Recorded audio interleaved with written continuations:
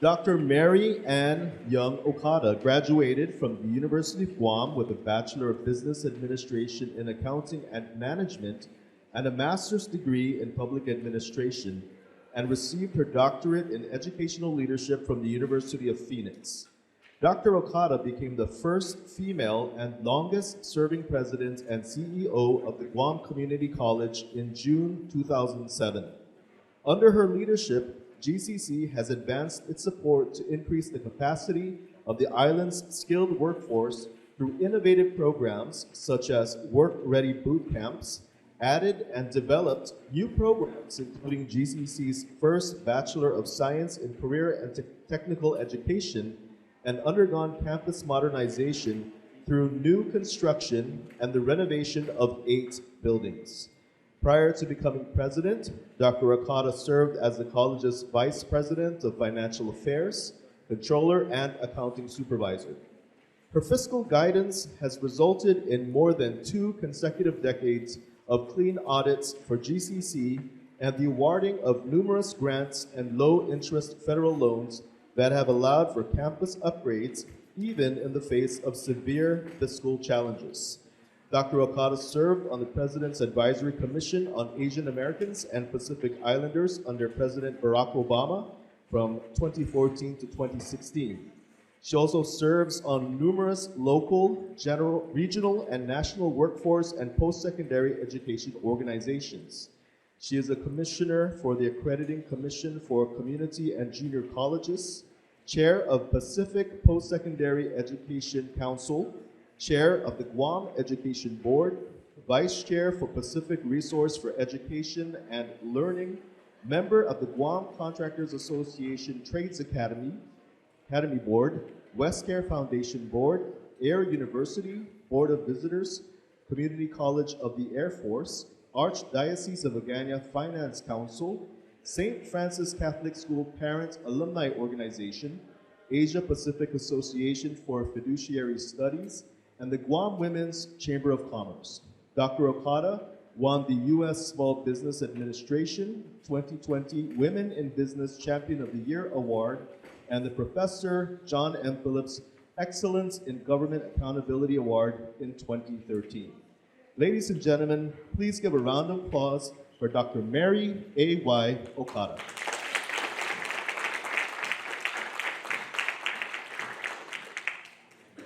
Hapade, and good afternoon to all of you. Thank you for being here for this conversation.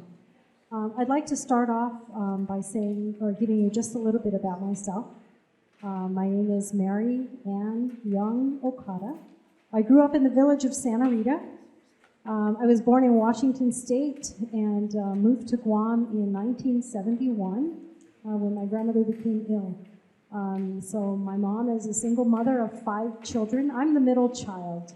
And like mentioned earlier, I am a graduate here of the University of Guam. I've been in this community here on Guam for a long time. This is my husband, David, that was introduced earlier. And right behind him is my daughter, Kimmy, who is currently a student here at the University of Guam pursuing her degree in public administration. And before she came here, she's actually a graduate of the Guam Community College in Supervision and Management. So she's transferred from the community college here to the University of Guam. I've been here for a long time. I've grown up, and I just want to say a little bit more about my background. I grew up with my grandmother, and I was my grandmother's tail. But I'll tell you, that experience with my grandmother taught me about all the challenges they had when they were, coming out of the war. I learned a lot from her. I learned how to bake. I learned how to cook.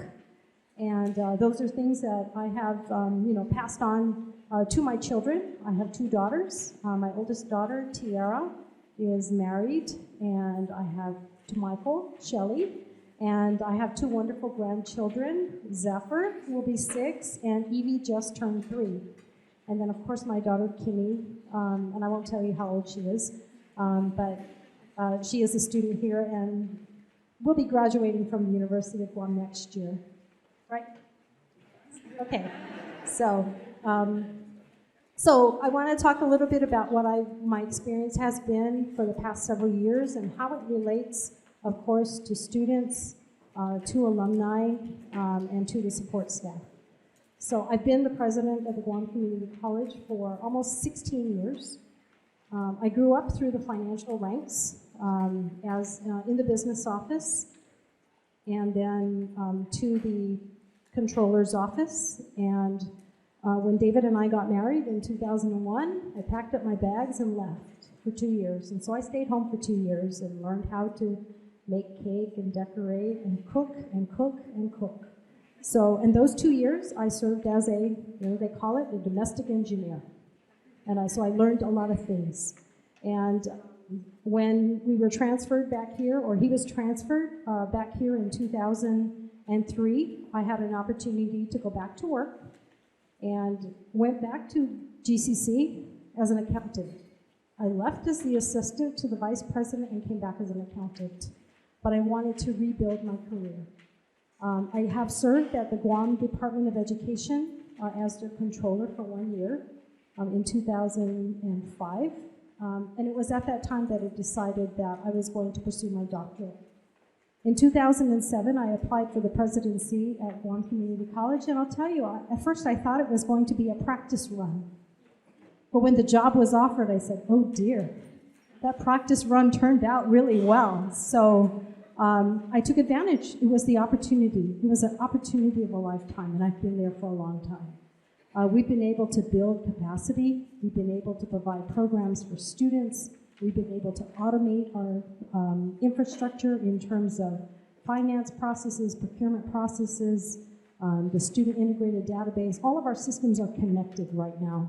The student financial aid, the HR module, the finance module, all of those are connected. And so it's been good for us because we've been able to make sure that the transactions that go through the process and through the portal, that it's maintained in the cloud. We are in the cloud for the past several years, and so there's no, so that we can ensure continuity of operations for all of the business processes that we have. During the pandemic, it was an opportunity for us to go digital. So all of the procurement now is digitized. We do all the requisitions. Those were things when we bought the integrated database that weren't, the bells and whistles weren't turned on yet, but the pandemic forced us to make that happen. And timesheets, electronics, now we're doing all of the leave forms, and it wasn't as much a priority as getting the system up and running, and so now most of those business processes are automated for us. I want to talk a little bit about staff and staff professional development. It was a conversation I had earlier, and one of the questions was, what can you provide, or what support can you provide to staff? Now, there's a separate funding opportunity for faculty, staff, and administrators, 2 separate pots of money that allow individuals to pursue either certifications or degrees.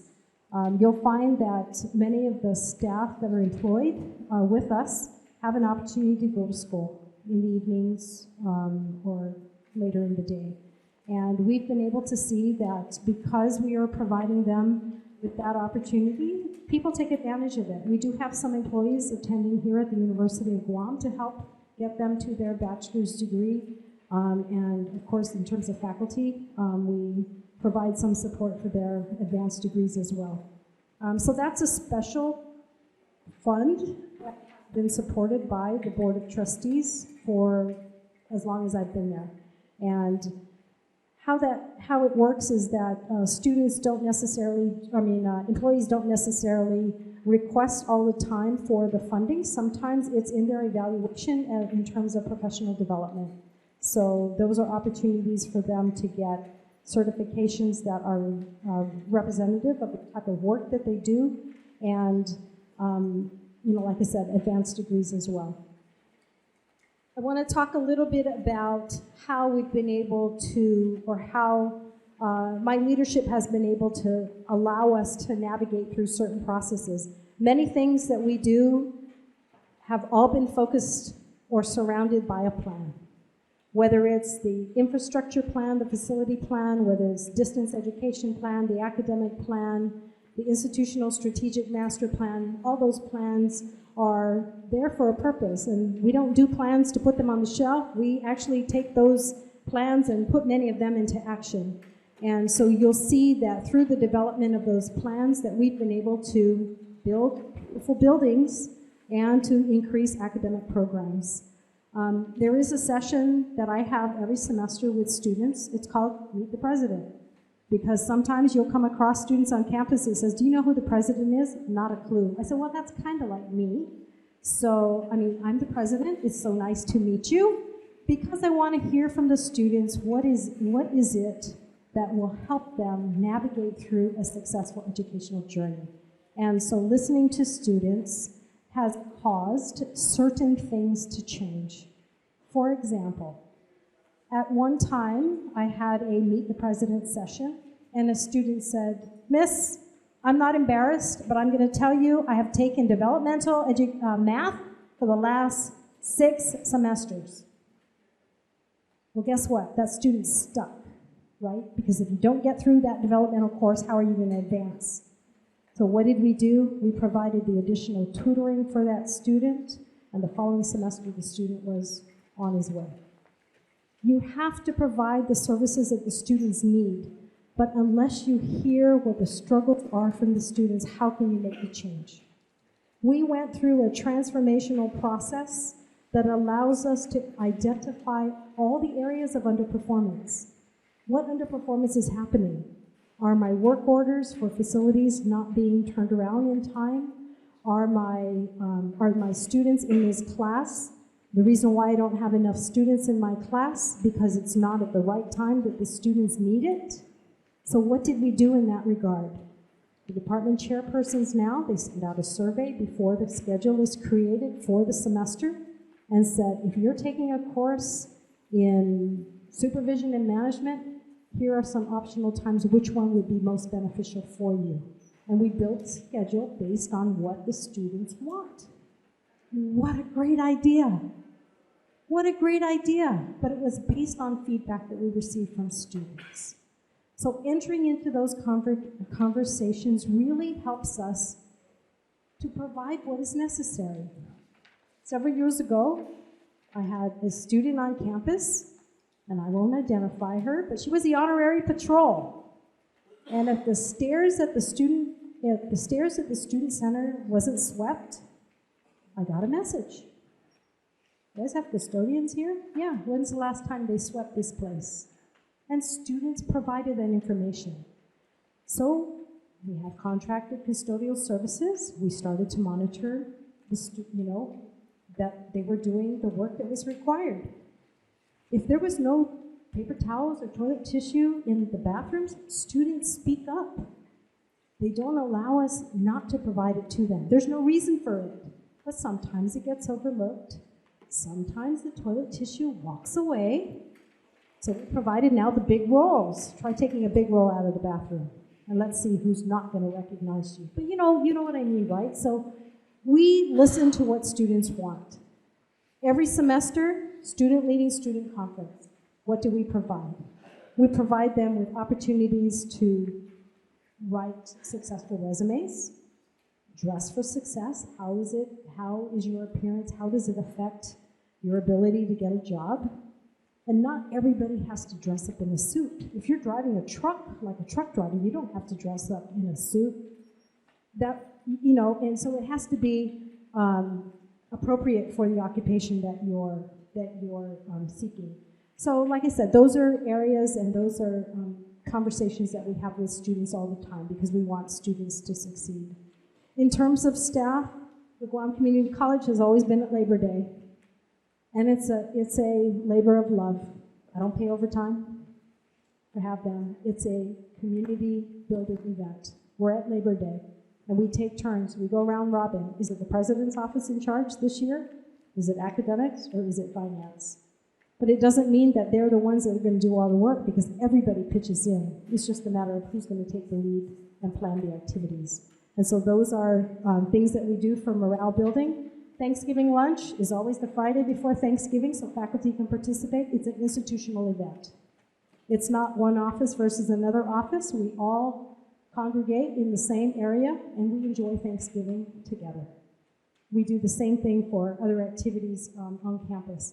In terms of students, one thing we've done, if you've looked at how the college used to have college placement as a requirement, that's not necessary all the time now. We've identified ways to use alternate means in lieu of college placement. So, for example, students that have done well in high school, we can take the high school grades as a determination as to whether or not that student can enroll in college math and English without taking a placement test. And so those are some things that we've offered. There's also been, many of you may not know, but GCC is actually embedded in 6 of the public high schools. And so there's dual credit. So students that come from the high school can actually avail of college credits even before they enter the college. And right now, with computer science, TZN, right now we're expanding to JFK. If they are successful in completing that telecommunication program, they can graduate high school with 19 college credits. They don't pay for those courses to be registered as part of their degree program. And based on that program, we are now with the 2+2 here with the University of Guam for computer science. As I mentioned earlier, there's been several innovative practices that we've engaged during the time of COVID. One of the questions that we asked was, how can we help address the area of employment to support workforce development in the communities post-COVID? And my team developed a very innovative plan where we developed a series of boot camps. We've probably done about 20 boot camps already in different occupational areas, but the employer is waiting for the students to finish because the employer gives them jobs when the program is over. So we've had truck drivers, bus drivers, IT, we've done cybersecurity, we've done home health aides, we've done healthcare professionals. There's a series of boot camps at ship repair that we've rolled out. We've done HVAC. And so many of these students that complete actually have a job waiting for them at the end of that, or at the completion of that program. So those are different innovations that we've used. Whenever there's a new administration in Washington, D.C., my family will tell you, I travel quite a bit, but when a new administration comes in Washington, D.C., it's an opportunity to learn about what are the funding priorities of that administration, because there's a lot of money that is available through the federal government that allows us to leverage for either building programs, building student support services for our campus, or for facility improvements. And so we always take advantage to find out what those opportunities are. I will say many years ago, we thought the only funding source for us was the the U.S. Department of Education. But I will tell you, we have tapped now economic EDA funding, Economic Development Authority. We've tapped FEMA money, USDA funding, U.S. Department of Energy, Department of Interior, National Science Foundation, and the list goes on. And we've been able to leverage all of those to support facilities. I've just completed 8 buildings, 2 are in the pipeline, and there's a couple more ready to go out the door that already have funding identified for them. So it's a matter of phasing it in, because construction is a interruption during the academic year. But at the end, the students, the faculty, the administration, we all benefit for what the temporary disruptions are for our campus. And I know I'm running out of time. I'll open it up now for any questions that you might have.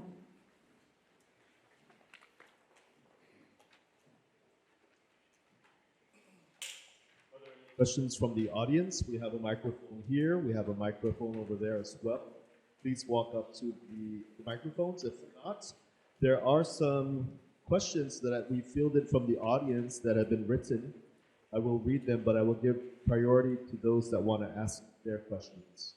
Okay, so not seeing anyone come up to the microphones. A question from the audience is, What is your overall perspective on staff development, like tuition assistance support and other staff-related concerns? Morale, work assignment, positions, work equity, and pay. Wow, that's a fully loaded question, and I'll try to answer all of them. At the college, we have a tuition assistance program that is not only for employees of the institution, but also for our dependents, family members, spouses, and children. And there's certain requirements for it, but it's specified in the application that allow our family members to attend post-secondary education on campus. So that's something I support, because if you are an educational institution, why not have your family there? Why not have your family there? I mean, we had an opportunity to send Kimmy off island. Kimmy's a graduate from the college. If the college is good enough for everyone else, it's good enough for my kids. It's good enough for my kids. If it's good enough for everyone else coming through the door, it's good enough for the employees. And so we provide those professional development opportunities, because as you take those additional courses, it's going to benefit you in your job. If you go and you seek another employment somewhere else, it's okay. We are an educational institution. We are building the capacity of our island. So don't think of it as a loss when someone gets their degree and moves on. Acknowledge it, encourage it, because you're elevating not just them as an individual, you're elevating their family. Why not be a part of that? So that was something that was approved by the Board of Trustees during the time. It is extended to faculty, staff, and administrators. And so that's something that we do. Like I said, it's not always an employee asking for the professional development. Sometimes it's supervisors that put it in your professional development plan during the evaluation period. In terms of the different positions, oftentimes we've done, if we have staff vacancies and we have an adequate internal pool of applicants that we can hire from, we'll do internal only, so that allows for internal advancement. So we've done that many times in various administrative aid, administrative assistants, program coordinators. We've done internal hires based on an application process to elevate individuals that have been, because sometimes you got to wait a long time for an opening. But we also encourage that. Many of the staff are cross-trained in other areas, because, I mean, we're seeing it now that people are harvesting from our employees. I mean, they're harvesting employees from us. And we're trying to fill those gaps. Just because a person leaves, whether it's for promotion, whether it's to seek another opportunity or a different line of work, and unfortunately, those that have passed, the work continues. And so we try to fill those vacancies as soon as possible so that the rest of the employees don't have the additional burden. Of course, everything is subject to funding availability, but we do our best to fund those vacancies so that the continuity of operations is maintained at the forefront. When you fill those administrative positions, you've got to think long term. These are all positions, whether you're faculty, staff, or administrator, that is providing support to students. And if the student is at the forefront of those decisions that you make, that is the reason why we take the effort to make sure that the vacancies are filled. What was the other? So it was professional development. We talked about Morale, morale, work assignment, work equity, and pay for the classified ranks is, of course, determined by the general pay plan for the government of Guam. We do pay merit bonuses. I'm up to date. We do pay merit bonuses for those employees that are exemplary in their work performance. And those are paid, right now we're paying it at the end of every quarter for the employees that have exemplary work performance. We pay it at the end of every quarter. And so that we're not behind, we track increments to make sure that you don't miss an increment. So everyone who has an increment that is past due, there's an alert that comes up that I receive to make sure that all the increments are turned in on time, because it's not fair for the individual that is due the increment to not be able to get it because a supervisor or somebody else has failed to submit the documentation. So we really make sure that that is done and done appropriately. Thank you, Dr. Okada. Another question from the audience is, what will your plans be in ensuring UOG staff receives its 22% pay raise pursuant to Governor Leon Guerrero's order? Okay, so the 22% pay raise that was initially passed by the Guam legislature and eventually signed by the governor of Guam, there are some provisions in the passage of that law that said there's some conditions that requires for government of Guam to address all the outstanding merit bonuses, all the outstanding increments, and other pay that is due to employees. If the government, because the government of Guam has already approved that plan, it is my hope that when it is implemented, that it is successfully implemented through all of the agencies that are covered under that plan. Now, I know there's a little restriction here for the university, and that's something in an earlier conversation that I will take a look at, because I don't know the overall picture of the finances for the University of Guam, but there's funding that has been made available, but it's contingent upon not increasing the tuition until 2025, I believe. So we just need to work out that requirement and figure out, can the university sustain its operations, accept the money, and hold off on any tuition increases until 2025. But that also means that the university must continue to advocate for the amount necessary to support its operations in the upcoming budget that will occur for the University of Guam on May 11th. I think it's a collective approach. I think it's a doable thing. It can be, and it should be equity in terms of parity for the government of Guam, because it would be very unfortunate if the university is the only entity that did not implement the 22% raise. People will leave. They're going to go to the agency that's already rolling it out. But that's why I say equal implementation is going to be important. But once it is implemented, it must be sustained over time. Because once you give that pay raise, it's going to be hard to take it back.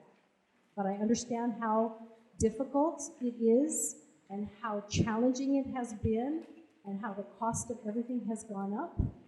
But the GPP is the fourth plan. It was the nurses, the teachers, law enforcement, and then the general pay plan. And so here's where we are now. We just need to make sure that it is implemented throughout the government of Guam for all the positions that is covered under the GPP. Thank you, Dr. Okada.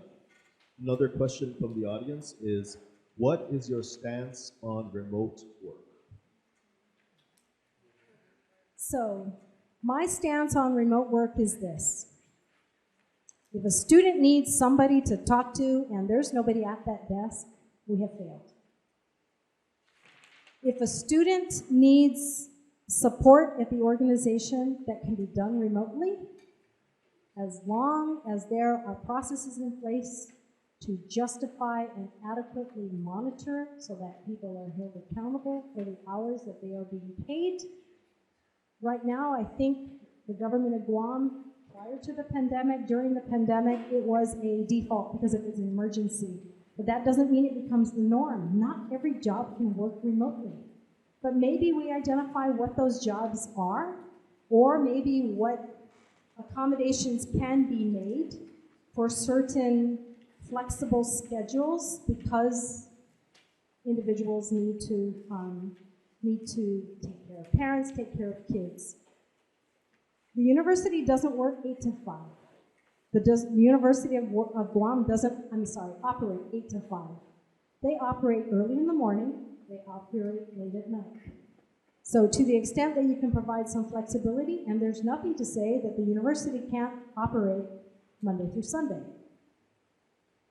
Might be a little bit out of the comfort zone, but it goes back to when do the students need support?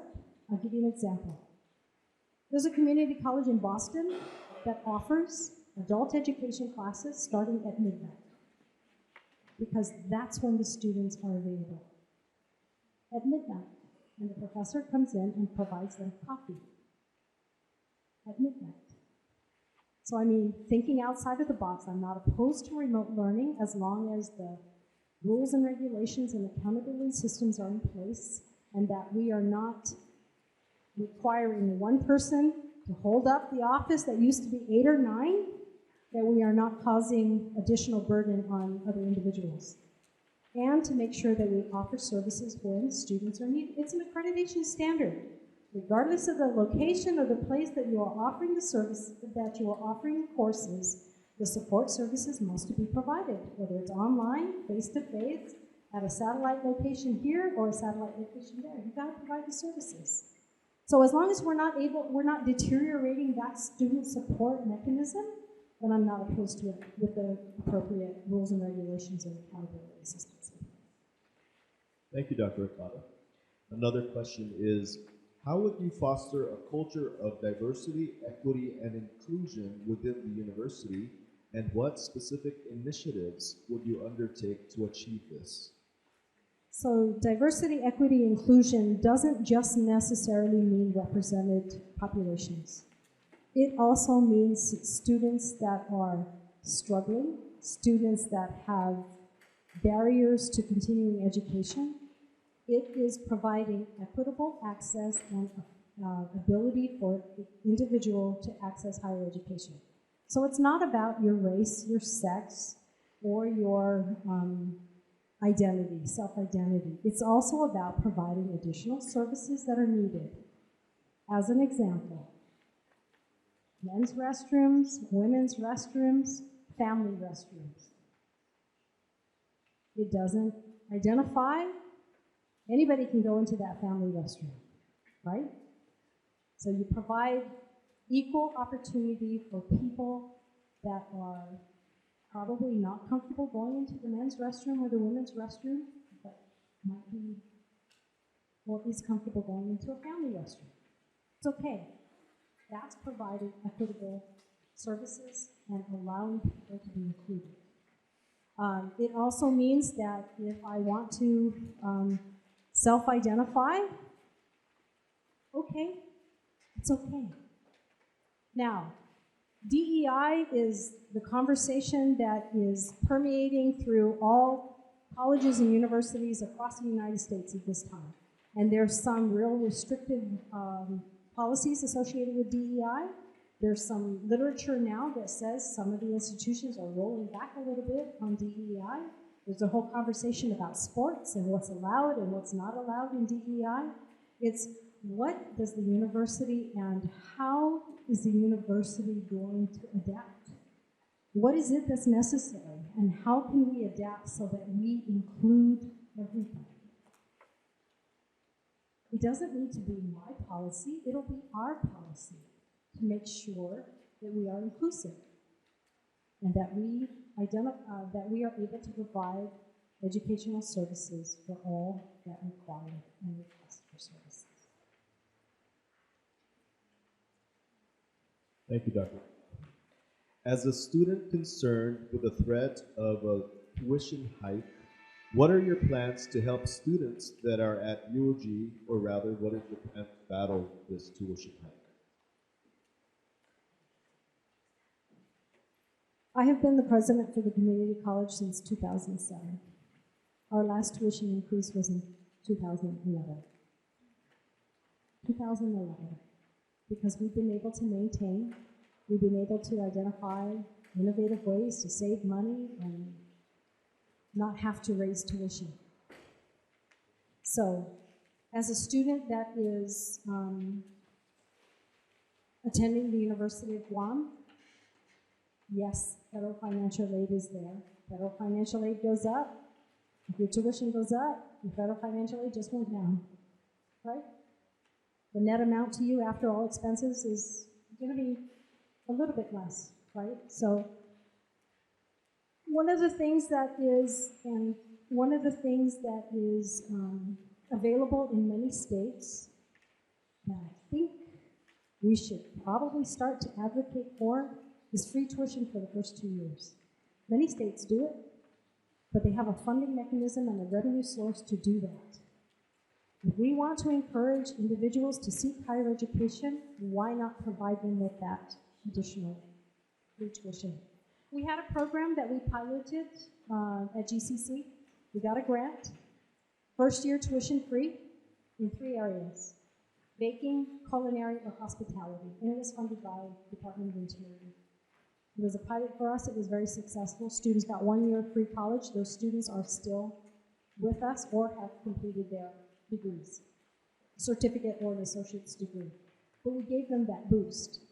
Students right now that are in the high schools, if you're from a GDOE high school, you are allotted in the first 2 years that you enroll in post-secondary education $500 from the First Generation Trust Fund.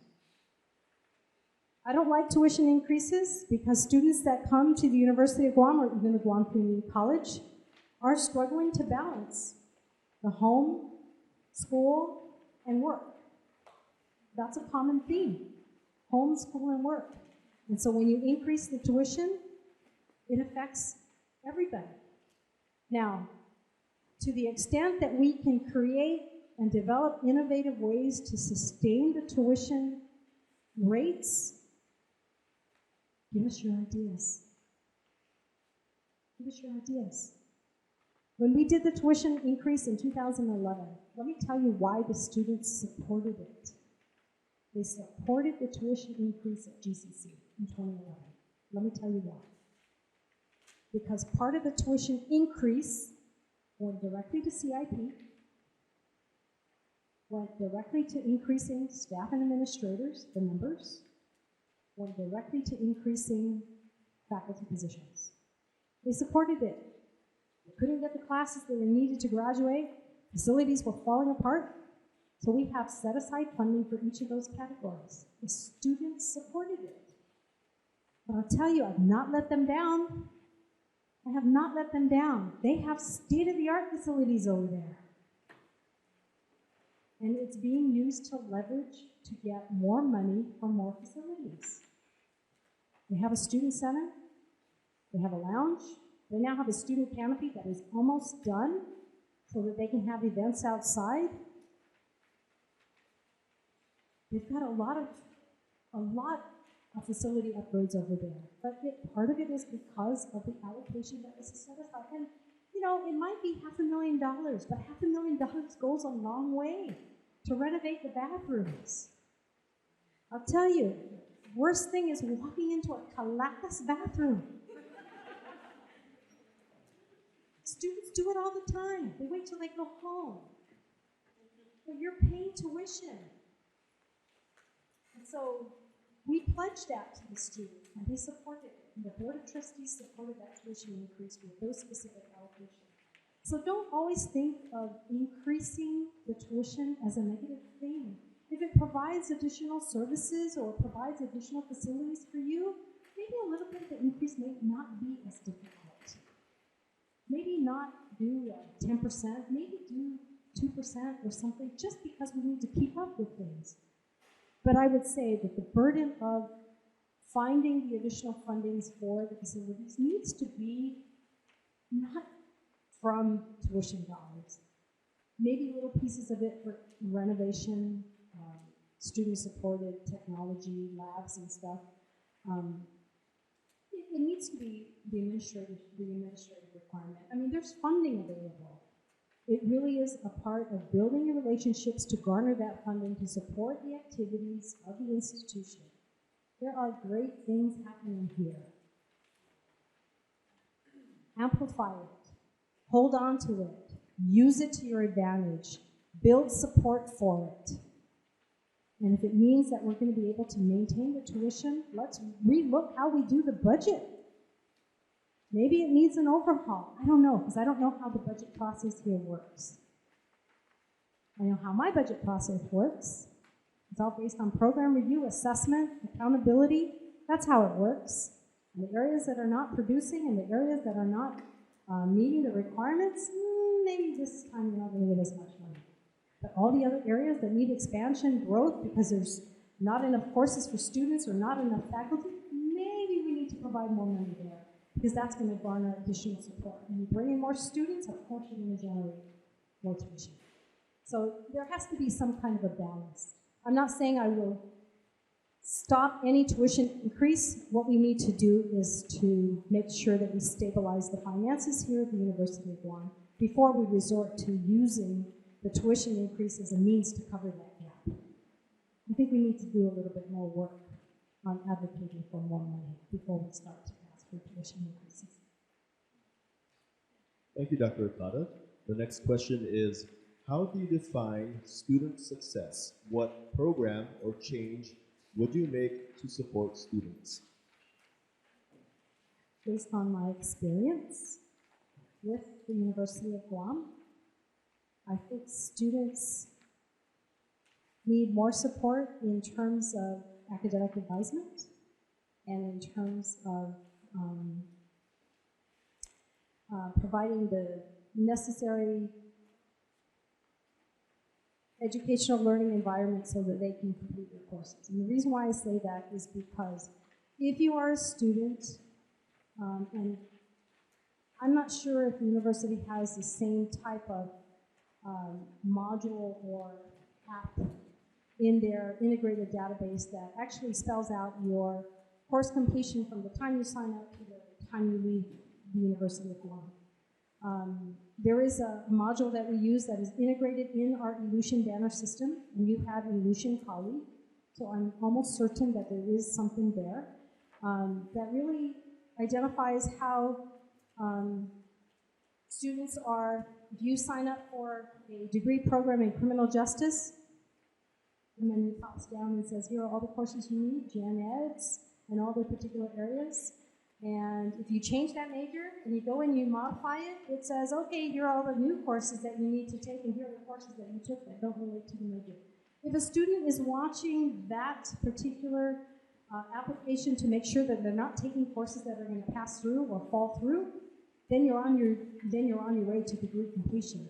But if you're being, either you don't seek advisement or you're being misadvised and you don't catch it, you're now wasting, you're not wasting money. It's just not being used. You could use those financial resources for something else, because then it's not related to your degree program. So there's an opportunity for us to provide that customized program so that students can self-advise. In every student's record, there should be an advisor. They should be assigned an advisor. And advisors should be monitoring how a student is progressing through their educational program. They should be able to identify and help the students navigate in terms of what courses maybe will not be offered in the fall or not offered in the spring, but might be offered during the summer. So there should be some way so that student services can be provided. One of the things I will tell you is that during the summertime, it's difficult to find people to advise. I would probably change that a little bit and say during the summertime, that's when students are thinking about, of course you're thinking about what to take next semester, but if you're on campus and you need that advisement, there should be somebody available for you. One of the things that probably should be considered is what types of student services can be offered later in the evening when students are there, or on the weekend. But it really is dependent upon what student services are needed for students, and the students are the best folks to tell us what that is. So I can take a look and to see what processes currently exist and might offer some suggestion as to how it can be modernized or modified, but I think the struggles that students face need to come from the students so that we can make the necessary adjustments based on what you're experiencing. Because the last thing we want to do is lose you. We don't want to lose you. We want you started something, finish it. But we want to make sure that we provide you with those tools so that you can get through the finish line in an adequate amount of time. Based on your timeline, but in an adequate amount of time. And not because we can't provide you with the services. We just need to make sure that we're offering it to you. So I would have to take a look at what student services that might be a challenge, and I think I would look to the student government to provide a lot of feedback in that area as to what things work, what things don't work, and maybe what things we need to stop doing because it's a waste of time. And the students are the best to help advise that or facilitate that discussion. Thank you, Dr. Okada. And the next question is, if selected as president for the university, what are your top priority items that you would focus on during your first year? The budget, the budget, and the budget. And the reason why I say that is because from an outsider looking in, I think we need to stabilize the finances. Because it's great if you want to do innovative things, but you can't do and start thinking about program expansions without stabilizing the base. And so I would say first order of priority would be the budget, because the budget links to the faculty salaries, the budget links to the 22%, the budget links to providing additional services to students, and the budget also links to holding down the tuition. So the budget, in terms of when I want to understand the budget process and to identify, so budget first, budget second, budget third, but also identifying other revenue sources or revenue streams that can be used to provide additional student support services and additional support for faculty that need support for their research.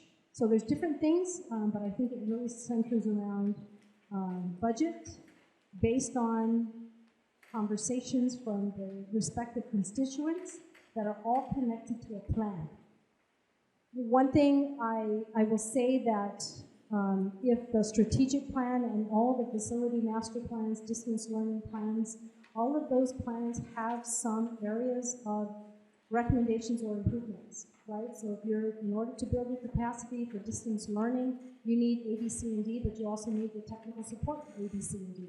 So a lot of the plans that are developed have some information in there that can be implemented and maybe phased in implementation. But I would say budget, I would say support for faculty, and I would say let's get all of the construction projects off the ground.